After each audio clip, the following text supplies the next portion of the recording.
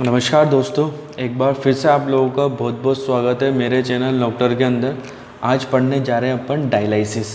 देखो डायलिसिस क्यों कर रहे हैं अपन, क्योंकि कोई पर्सन है जिसकी किडनी फेल हो चुकी है। अब किडनी फेल होने का मतलब क्या हो गया, उसकी किडनी से अच्छे से काम नहीं कर रही। जब किडनी अच्छे से काम नहीं कर रही है, और हमने पढ़ा था कि किडनी का मेन फंक्शन क्या है कि वो ब्लड में से टॉक्सिक पदार्थों को क्या कर देती है, रिमूव कर देती है। अब जब किडनी काम नहीं कर रही है तो ब्लड के अंदर टॉक्सिक सब्सटेंसेस बढ़ते जाएंगे, तो उस टॉक्सिक सब्सटेंसेस को ब्लड से बाहर निकालना पड़ेगा। तो उसको जब किडनी काम नहीं कर रही तो हम क्या परफॉर्म करके देखते हैं, हम उसके अंदर डायलिसिस जो है परफॉर्म करते हैं। जब हम डायलिसिस परफॉर्म कर रहे हैं तो डायलिसिस क्या हो गया कि डायलिसिस एक टेक्निक है जिसके अंदर अपन क्या कर रहे हैं, फिल्ट्रेशन ऑफ ब्लड का क्या कर रहे हैं, फिल्ट्रेशन कर रहे हैं, ताकि अपन क्या कर सके, जितने भी वेस्ट प्रोडक्ट है उन वेस्ट प्रोडक्ट को क्या कर दे, हमारे ब्लड से क्या कर दे, रिमूव कर दे। फिर अपन बात करें कि भैया कैसे रिमूव करेंगे, तो इसके बीच में हमें क्या बनानी पड़ेगी, ब्लड और जो ये डायलिसिस है, ये डायलिसिस जो मशीन है उसके बीच में एक सेमी परमिएबल मेम्ब्रेन रखनी पड़ेगी। एक तरफ ब्लड होगा, दूसरी तरफ क्या होगा, डायलिसिस सॉल्यूशन होगा, और इसके बीच में क्या हो जाएगा, जितने भी सब्सटेंसेस है उनका ट्रांसपोर्टेशन हो जाएगा सेमी परमिएबल मेम्ब्रेन से, और जो टॉक्सिक सब्सटेंसेस है वो कहाँ आ जाएंगे, डायलिसिस सॉल्यूशन के अंदर, ब्लड क्या हो जाएगा, प्यूरिफाई हो जाएगा। अब बात करें अपन कैसे डायलिसिस परफॉर्म करेंगे, तो दो तरीके से अपन डायलिसिस परफॉर्म कर सकते हैं। एक तो हीमोडायलिसिस होता है, जबकि दूसरा डायलिसिस कौन सा देखने को मिलता है अपन को, पेरिटोनियल डायलिसिस। जब अपन बात करें कि हीमोडायलिसिस क्या है, तो हीमोडायलिसिस का जो फादर है वो कौन है, हीमोडायलिसिस के फादर कोल्फ है। जबकि पेरिटोनियल डायलिसिस, अब नाम से ही पता लग रहा है पेरिटोनियल डायलिसिस, दैट मीन्स ये किसके थ्रू कर रहे हैं अपन, पेरिटोनियम मेम्ब्रेन के थ्रू करेंगे। और इसके जो फादर होते हैं वो कौन होते हैं, टिंकॉफ जो है, कौन है इसके जो है फादर है। अब ये जो डायलिसिस है, चाहे हीमोडायलिसिस हो या पेरिटोनियल डायलिसिस हो, इनका एक प्रिंसिपल होता है, और प्रिंसिपल ये किसके सिद्धांत पे काम करते हैं, या तो डिफ्यूज़न के सिद्धांत पे, ऑस्मोसिस के सिद्धांत पे, या अल्ट्रा फिल्ट्रेशन के सिद्धांत पे काम करते हैं। और मेनली जो मेन प्रिंसिपल है इसका, वो प्रिंसिपल कौन सा होता है, डिफ्यूज़न का प्रिंसिपल होता है। अब डिफ्यूज़न का मतलब क्या हो गया कि जो सब्सटेंस से हायर कंसंट्रेशन से किधर चले जाते हैं, लोअर कंसंट्रेशन की तरफ। मान लो अपन ने एक सेमी परमिएबल मेम्ब्रेन बनाई, और इस सेमी परमिएबल मेम्ब्रेन में किसी का लेवल यहाँ पे बढ़ा हुआ है, ब्लड के अंदर बढ़ा हुआ है, और ये डायलिसिस सॉल्यूशन के अंदर उसका लेवल कैसे रखेंगे अपन, कम रखेंगे। और जैसे ही ये बढ़ा हुआ लेवल वाला जो सब्सटेंस होगा कहाँ चला जाएगा, कम की तरफ चला जाएगा, और ब्लड के अंदर उस सब्सटेंस की मात्रा कैसे सेट हो जाएगी, नॉर्मल सेट हो जाएगी, और इस तरीके से जो ब्लड में से टॉक्सिक सब्सटेंस क्या हो जाएंगे, रिमूव हो जाएंगे। तो दोस्तों ये डायलिसिस दोनों के बारे में पढ़ेंगे अपन, हीमोडायलिसिस के बारे में भी पढ़ेंगे और पेरिटोनियल के बारे में भी पढ़ेंगे। आज जो पढ़ेंगे अपन वो आज फर्स्ट पार्ट में इसके पढ़ेंगे अपन हीमोडायलिसिस के। हीमोडायलिसिस का मतलब क्या, diffusion of dissolve particle from one fluid compartment to other fluid compartment. मतलब क्या करा रहे हैं अपन, डिफ्यूजन करा रहे हैं डिसॉल्व पार्टिकल का एक फ्लूइड कंपार्टमेंट से दूसरे फ्लूइड कंपार्टमेंट के अंदर। मतलब यहाँ पे एक फ्लूइड कंपार्टमेंट तो क्या हो गया, ब्लड आ गया, जबकि दूसरा फ्लूइड कंपार्टमेंट क्या हो गया, डायलिसिस सॉल्यूशन हो गया। जो डायलिसिस सॉल्यूशन कहाँ पे होगा, जो डायलिसिस सॉल्यूशन होगा कहाँ पे, डायलाइसिड मशीन के अंदर होगा। और क्या पर्पज़ है इसका, कि इट क्लीन ब्लड, ये क्या कर देगा, ब्लड को क्लीन कर देगा। मतलब ब्लड में से जितने भी मेटाबॉलिक वेस्ट प्रोडक्ट हैं उन सारे के सारे वेस्ट प्रोडक्ट को क्या कर देगा, रिमूव कर देगा। मेंटेन फ्लूइड और इलेक्ट्रोलाइट बैलेंस, और जो फ्लूइड और इलेक्ट्रोलाइट बैलेंस को मेंटेन करेगा। मतलब ब्लड के अंदर जितने भी इलेक्ट्रोलाइट्स पाए जा रहे हैं उन इलेक्ट्रोलाइट्स को भी क्या करेगा, मेंटेन करेगा। क्योंकि अपन उधर डायलिसिस सॉल्यूशन में कुछ इलेक्ट्रोलाइट्स भी डाल देंगे, जो डायलिसिस सॉल्यूशन से कहाँ पे आ जाएंगे, वो ब्लड के अंदर जो है आ जाएंगे। और जो है क्या मेंटेन कर देगा, ब्लड की पीएच को क्या कर देगा, ये मेंटेन कर देगा। ये कौन से फ्लूइड ऐड कर रहे हैं अपन और कैसे जो है मेंटेन कर रहा है, अभी अपन प्रोसीजर के अंदर इसको क्या कर लेंगे, समझ लेंगे।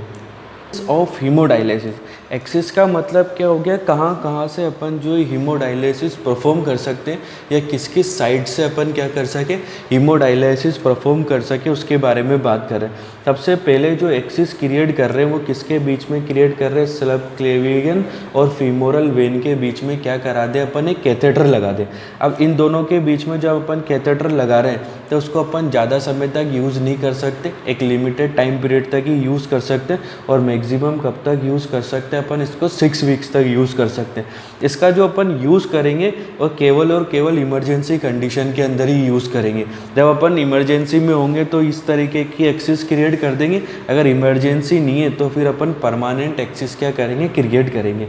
और इसका अपन कब तक यूज़ करेंगे, जब तक अपन जो फिस्टूला है वो फिस्टूला क्रिएट नहीं हो जाए। अभी फिस्टूला के बारे में बात करेंगे अपन, आर्टरी और वेन के बीच में एक परमानेंट फिस्टूला क्रिएट किया जाता है। तो वो जब तक फिस्टूला जो है मैच्योर नहीं हो जाए तब तक अपन क्या करेंगे, ये सबक्लेवियन और फीमोरल वेन का जो कैथेटराइजेशन है तो उसको क्या करेंगे अपन, यूज़ करेंगे। फिर बात करें इसकी क्या कॉम्प्लिकेशन देखने को मिल सकती है, क्या कॉम्प्लिकेशन देखने को मिल सकती है, इन्फेक्शन हो सकता है। कई बार क्वेश्चन आ चुका है इसके बारे में कि आपने जो है किसी पर्सन को डायलिसिस करने के लिए सबक्लेवियन या फीमोरल वेन कैथेटराइजेशन लगा रखा है और उसमें जो है ब्लॉकेज होने से प्रिवेंट करने के लिए आप क्या करोगे, तो अपन उसको क्या कर देंगे, फ्लश कर देंगे। किसके साथ, हिपेरिन के साथ। और हिपेरिन क्या करेगा कि जो भी क्लॉट जम रहा होगा उस क्लॉट को क्या कर देगा, डिज़ोल्व कर देगा, ताकि ब्लड क्या हो जाए, इजीली जो है एक्सचेंज हो जाए। फिर बात करें अपन कि अगर कोई ऐसा पेशेंट है जिसको फीमोरल वेन के अंदर क्या लग रहा है, कैथेटराइजेशन लग रहा है, तो अपन उसको एडवाइस करेंगे कि वो क्या नहीं करे, फाउलर्स पोजीशन में क्या नहीं हो, जो है सिटिंग नहीं करे, फाउलर पोजीशन में बैठे नहीं, क्योंकि हो सकता है इस फाउलर पोजीशन में बैठने की वजह से ये कैथेटराइजेशन क्या हो जाए, डिस्टर्ब्ड हो जाए। और ये कैथेटराइजेशन डिस्टर्ब्ड हो गया तो हम क्या नहीं परफॉर्म कर पाएंगे, डायलिसिस परफॉर्म नहीं कर पाएंगे। दूसरा जो अपन एक्सिस क्रिएट करते हैं वो एक्सटर्नल आर्टेरियो वीनस शंट, मतलब क्या बना रहा है अपन, आर्टरी और वेन के बीच में क्या क्रिएट कर रहे हैं, एक शंट क्रिएट कर रहे हैं। लेकिन ये शंट कैसा है, एक्सटर्नल है, मतलब ये कहाँ पे होगा, बाहर की तरफ बनाएंगे, मतलब स्किन से बाहर अपन आर्टरी और वेन के बीच में क्या क्रिएट कर देंगे, कनेक्शन जो है क्रिएट कर देंगे। लेकिन ये भी कैसा होगा, इसको भी अपन लंबे समय तक यूज़ नहीं कर सकते। देखो क्या है, access created by surgically insertion of 2 silicone made cannulas, one into the larger vein and other into the larger arteries. मतलब एक कैनुला इंसर्ट कर देंगे, एक तो लार्ज आर्टरी के अंदर और एक और कहाँ पे एंटर कर देंगे, लार्ज वेन के अंदर क्या कर देंगे अपन, एंटर कर देंगे कैनुला। और ये कैनुला का जो शेप होता है, ये कैनुला कैसा देखने को मिलता है अपन, यू शेप्ड कैनुला होता है। और ये यू शेप्ड कैनुला से अपन आर्टरी और वेन को क्या कर देंगे, कनेक्ट कर देंगे। फिर blood taken for dialysis from the arterial end goes back through the Venus and. Blood को अपन आर्टरी से लेंगे, आर्टरी से लेकर के कहाँ पहुँचा देंगे उसको, डायलाइसेट जो मशीन है उसमें भेज देंगे। वहाँ पे क्या हो जाएगा, प्यूरिफिकेशन ऑफ द ब्लड हो जाएगा। और एक बार जब प्यूरिफिकेशन ऑफ द ब्लड हो गया, वो ब्लड वापस से कहाँ पे चला जाएगा, जो है अपन उसको कहाँ भेज देंगे, वेन के थ्रू वापस से बॉडी के अंदर भेज देंगे। ये जो एक्सटर्नल आर्टेरियल जो वीनस शंट है, देखो किस किस के बीच में क्रिएट कर सकते हैं, रेडियल आर्टरी और सिफेलिक वेन के बीच में कर सकते हैं, और ब्रेकियल आर्टरी और बेसिलिक वेन के बीच में क्या कर सकते हैं, क्रिएट कर सकते हैं। जो कॉम्प्लिकेशन नज़र आती है इसके अंदर भी, वो कॉम्प्लिकेशन कौन सी नज़र आती है, इन्फेक्शन की नज़र आती है। इंटरनल आर्टेरियो वीनस फिस्टूला, ये इंटरनल आर्टेरियो वीनस फिस्टूला के एक्सेस ऑफ चॉइस है, मतलब सबसे ज़्यादा प्रयोग में किए जाने वाला मेथड कौन सा, इंटरनल आर्टेरियो फिस्टूला। क्या करेंगे अपन, एंड टू साइड एनास्टोमोसिस कर देंगे। एंड टू साइड एनास्टोमोसिस का मतलब क्या है, जो अपनी वेन है उसका तो एंड पार्ट लेंगे और उसके आर्टरी के जो है साइड से क्या कर देंगे अपन, एनास्टोमोसिस कर देंगे। एनास्टोमोसिस का मतलब क्या हो जाएगा, उन दोनों को क्या कर देंगे अपन, जोड़ देंगे। फिर बात करें अपन कि इसका मैच्योरेशन टाइम कितना होता है, तो इसको मैच्योर होने में 1 से 2 वीक लगेंगे। कई बार क्वेश्चन आ चुका है कि इंटरनल आर्टेरियो वीनस फिस्टूला को मैच्योर होने में कितना समय लगता है, 1 से 2 वीक का समय लगता है। फिर क्वेश्चन आता है इसको कहाँ पे अपन को परफॉर्म करना चाहिए, नॉन डोमिनेंट एक्सट्रीमिटी के अंदर, मतलब उस एक्सट्रीमिटी के अंदर, उस हाथ के अंदर अपन इसको यूज़ करेंगे जो कैसा हो, कम यूज़ में आता हो। नॉन डोमिनेंट हाथ हो तो उसको अपन क्या करते हैं, ज़्यादा जो है अपन यूज़ करते हैं। फिर to check the patency of fistula bruit sound, फिर अपन को पता लगाना है कि जो हमारा जो आर्टेरियल वीनस फिस्टुला है वो मेच्योर हुआ है या नहीं हुआ है, उसकी पेटेंसी मतलब वो अच्छे तरीके से काम कर रहा है नहीं कर रहा है, उसका पता लगाने के लिए क्या चेक करेंगे अपन, ब्रूट साउंड चेक करेंगे। और बहुत बार क्वेश्चन आ चुका कि जो है आर्टेरियल वीनस फिस्टुला की पेटेंसी चेक करने के लिए क्या करते हैं अपन, तो साउंड सुनते हैं, उस साउंड को क्या नाम दिया अपन ने, ब्रूट साउंड। और ब्रूट साउंड का मतलब क्या हो गया, आर्टरी में से ब्लड के बहने की जो आवाज़ आती है, जो ब्लड फ्लो कर रहा है उसकी आवाज़ को ही अपन क्या कहते हैं, उस आवाज़ को ही क्या बोलते हैं अपन, ब्रूट साउंड कहते हैं। और वो ब्रूट साउंड अगर प्रेजेंट है मतलब इसमें से ब्लड होकर के क्या होने लग गया, फ्लो होने लग गया, मतलब फिस्टुला क्या हो चुका है, मैच्योर हो चुका। फिर बात करें अपन, इसमें कॉम्प्लिकेशन देखने को मिलेगी, और कॉम्प्लिकेशन को क्या बोला अपन ने, आर्टेरियल स्टिल सिंड्रोम। और इस पे भी दोस्तों बहुत बार क्वेश्चन आ चुका, पूरा का पूरा पॉइंट बहुत इंपॉर्टेंट है। आर्टेरियल स्टिल सिंड्रोम का मतलब क्या हो गया कि एक सिंड्रोम है जो किसके वजह से डेवलप हो रहा है, आर्टेरियल वीनस फिस्टुला बनाने की वजह से क्या हो रहा है, जो है डेवलप हो रहा है। मान लो अपन ने आर्टरी और वेन, हमने जो है हमारी जो है एल्बो के यहाँ पे क्या क्रिएट कर दिया अपन ने, आर्टेरियो वीनस फिस्टुला क्रिएट कर लिया। अब जो है जितना भी ब्लड आर्टरी से आ रहा है वो डायरेक्ट कहाँ पे डाइवर्ट हो जाए, वेन के थ्रू डाइवर्ट हो जाए, वापस से चला जाए, और कहाँ पे जो है वो ब्लड सप्लाई नहीं कर सके, जो डिस्टल पार्ट है मतलब आगे का जो हमारा हैंड है, हमारी जो है फिंगर्स है, उसको क्या नहीं मिल पाए, पूरी तरीके से ब्लड सप्लाई नहीं मिल पाए। जब ब्लड वहाँ पे डाइवर्ट नहीं हो पाएगा तो हैंड जो है कैसे हो जाएगी, ब्लड सप्लाई हैंड की कॉम्प्रोमाइज हो जाएगी, अल्टीमेटली वहाँ पे क्या हो जाएगा, इस्चीमिया और नेक्रोसिस डेवलप हो जाएगा। सिंपल सी बात है, आर्टेरियल स्टिल सिंड्रोम का मतलब क्या हो गया कि जहाँ पे अपन ने फिस्टुला क्रिएट किया है, तो फिस्टुला क्रिएट जिस जगह पे हुआ है वहीं से ही आर्टरी से ब्लड आएगा और वेन से वापस से चला जाएगा, उसके जो आगे के पार्ट से वहाँ पे क्या नहीं पहुँच पाएगी, ब्लड सप्लाई नहीं पहुँच पाएगी, इसीलिए वो पार्ट कैसा हो जाएगा, नेक्रोसाइज्ड हो जाएगा, कैसा हो जाएगा, इस्चेमिया डेवलप हो जाएगा। इसी को क्या बोल दिया अपन ने, आर्टेरियल स्टिल सिंड्रोम बोलते हैं। फिर बात करें अपन एवी ग्राफ्ट बनाते हैं, एक ग्राफ्ट क्रिएट कर सकते हैं अपन किसके बीच में, आर्टरी और वेन के बीच में। अभी तक तो अपन किससे क्रिएट कर रहे थे, कैनुला से क्रिएट कर रहे थे। यहाँ पे अपन क्या ले सकते हैं, काउ की कैरोटिड आर्टरी ले सकते हैं, या पॉलीटेट्राफ्लोरोथाइलिन ट्यूब से भी अपन क्या कर सकते हैं, ग्राफ्ट क्रिएट कर सकते हैं। इस ग्राफ्ट को भी मेच्योर होने में कितना समय लगता है, 1 से 2 वीक का समय लगेगा। और इसकी कॉम्प्लिकेशन हो सकती है क्या, इन्फेक्शन हो जाएगा, थ्रोम्बोसिस, आर्टेरियल स्टिल सिंड्रोम, ये सारी क्या देखने को मिलेगी इसकी कॉम्प्लिकेशन। फिर अब बात करें अपन मेन आ जाए कि भैया कैसे अपन जो है ये परफॉर्म कर रहे हैं हीमोडायलिसिस। तो हीमोडायलिसिस परफॉर्म करने के लिए हमारे पास क्या होना चाहिए, डायलाइज़र होना चाहिए। और डायलाइज़र का क्या मतलब हो गया, मशीन होना चाहिए। और ये मशीन किससे मिलकर के बनी होती है, देखो ये मशीन कैसी होती है, एक प्लास्टिक चैम्बर होता है, और इस प्लास्टिक चैम्बर के बीच में क्या होते हैं, 2 कंपार्टमेंट होते हैं। मान लो ये प्लास्टिक चैम्बर है तो इसके अंदर 2 कंपार्टमेंट है। यहाँ पे तो इस डायलाइज़र के अंदर डायलाइसेट सॉल्यूशन भरा हुआ है, और यहाँ पे क्या आता है, ब्लड आता है, और बीच में क्या मेंटेन रहती है, semi permeable membrane.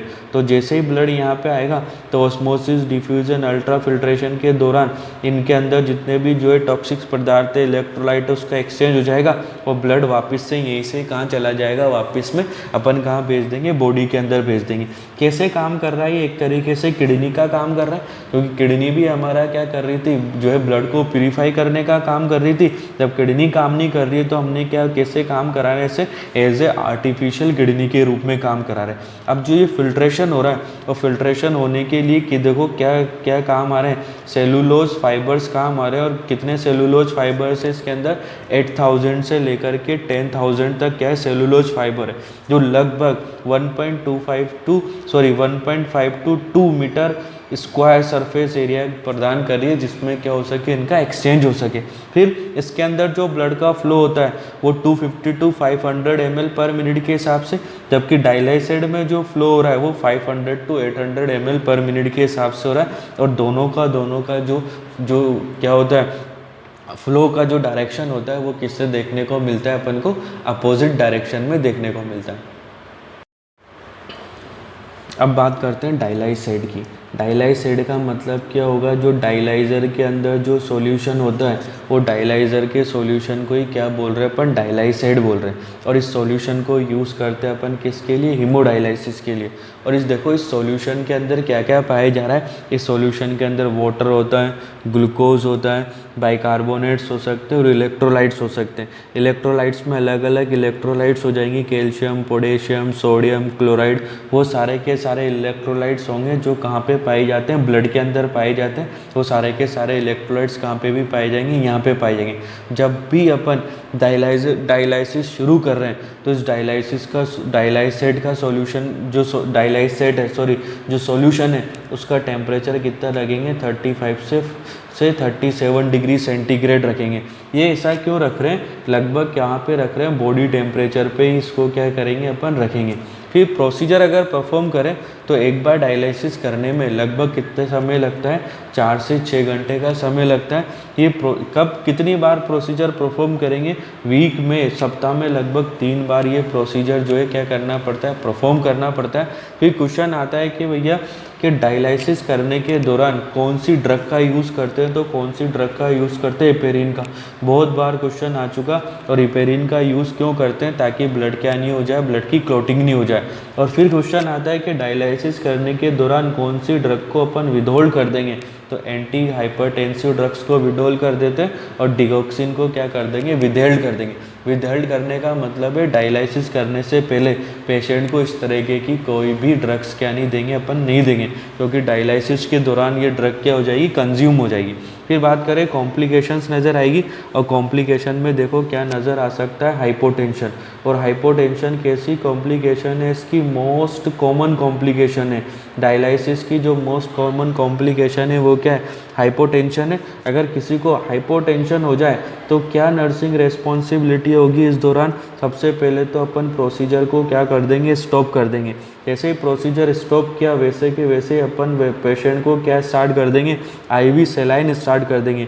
Ivy सेलाइन start करने का मतलब क्या है, जो ब्लड लॉस हुआ है उसको अपन क्या कर सके, जो है क्या कर सके, रिकवर कर सके। और पेशेंट को कैसी पोजीशन दे देंगे, ट्रेडेलेनबर्ग पोजीशन दे देंगे, ताकि पेशेंट के जो है ब्रेन तक क्या पहुंच सके, ब्लड का जो है फ्लो जो है पहुंच सके। फिर और क्या हो सकता देखने को मिल सकता है, सेप्टिसीमिया देखने को मिल सकता है अगर अपन ने अच्छे तरीके से क्या नहीं ली, प्रिकॉशंस नहीं ली। मसल क्रैम्प्स देखने को मिल सकते हैं, क्योंकि इलेक्ट्रोलाइट्स का अगर लॉस हो गया, और स्पेशली कौन से इलेक्ट्रोलाइट्स का लॉस देखने को मिले अपन को, सोडियम का अगर लॉस देखने को मिले तो क्या देखने को मिल सकते हैं, मसल क्रैम्प्स देखने को मिल सकते हैं। और क्या देखने को मिल सकता है, इलेक्ट्रोलाइट इम्बैलेंस। और अल्टीमेटली क्या देखने को मिलेगा, डिसइक्विलिब्रियम सिंड्रोम देखने को। डिसइक्विलिब्रियम सिंड्रोम का मतलब क्या हो गया, रैपिड चेंज देखने को मिलेगा। किसके अंदर रैपिड चेंज देखने को मिलेगा, एक्स्ट्रा सेलुलर फ्लूइड के अंदर। जो एक्स्ट्रा सेलुलर फ्लूइड है उसके अंदर रैपिड चेंज देखने को मिलेगा। क्या होगा, जो सॉल्यूट्स रिमूव हो रहे हैं, कहाँ से रिमूव हो रहे हैं, ब्लड से जो रिमूव हो रहे हैं वो फास्ट होंगे एज कंपेरेटिवली, किसके कंपेरेटिवली फास्ट देखने को मिलेंगे, जितना CSF और ब्रेन टिश्यूज से रिमूव होते हैं उससे फास्ट क्या होंगे, ये जो है सॉल्यूट्स जो है रिमूव होंगे, जिसकी वजह से ब्लड जो है ब्रेन के अंदर क्या इकट्ठा होने लग जाएगा, फ्लूइड इकट्ठा होने लग जाएगा। और क्या डेवलप हो सकता है, सेरेब्रल एडिमा जो है पेशेंट के अंदर डेवलप हो सकता है। इवन उस पेशेंट के अंदर जो ICP है, इंट्राक्रेनियल प्रेशर है, वो भी क्या देखने को मिलेगा, बढ़ा हुआ देखने को मिलेगा। इस केस में क्या नर्सिंग रिस्पॉन्सिबिलिटी देना पड़ेगी अपन को, सबसे पहले तो क्या कर देंगे अपन, प्रोसीजर को स्टॉप कर देंगे। और अल्टीमेटली क्या करना पड़ेगा, अपन को इन्फॉर्म करना पड़ेगा किसको, फिजिशियन को। और एक चीज़ रह गई कि क्या साइन एंड सिम्टम नज़र आएंगे, पेशेंट को क्या देखने को मिल सकता है, नोजिया हो जाएगा, वॉमिटिंग हो जाएगा, हेडेक देखने को मिलेगा। और क्या देखने को मिलेगा, कुशिंग ट्रायड देखने को मिलेगा। कुशिंग ट्रायड के ऊपर बहुत से बार क्वेश्चन भी आ चुका। और कुशिंग ट्रायड में कौन कौन से साइन एंड सिम्टम शामिल है, देखो कुशिंग ट्रायड में, ट्रायड का मतलब 3, तो कुशिंग ट्रायड में क्या क्या देखने को मिलेगा, इंक्रीज सिस्टोलिक बीपी, जो सिस्टोलिक बीपी है वो बढ़ा हुआ देखने को मिले। दूसरा क्या देखने को मिले, जो पल्स प्रेशर है वो पल्स प्रेशर कैसा हो जाए, वाइडेंड हो जाए, ज़्यादा देखने को मिले। और थर्ड जो साइन देखने को मिलता है क्रूशिंग ट्रायड के अंदर, वो ब्रेडीकार्डिया। ब्रेडीकार्डिया का मतलब क्या हो गया, हार्ट रेट भी जो है कम हो जाए। तो कुशिंग ट्रायड के अंदर 3 साइन एंड सिम्टम नज़र आ रहे हैं, एक तो सिस्टोलिक बीपी बढ़ जाएगा, पल्स प्रेशर वाइडेंड हो जाएगा और क्या देखने को मिलेगा, ब्रेडिकार्डिया जो है देखने को मिले। फिर हमारी क्या क्या रेस्पॉन्सिबिलिटी है डायलिसिस करने के दौरान। सबसे पहले डायलिसिस करने से पहले और डायलिसिस के बाद में दोनों समय पेशेंट का क्या चेक करेंगे, अपन वेट चेक करेंगे।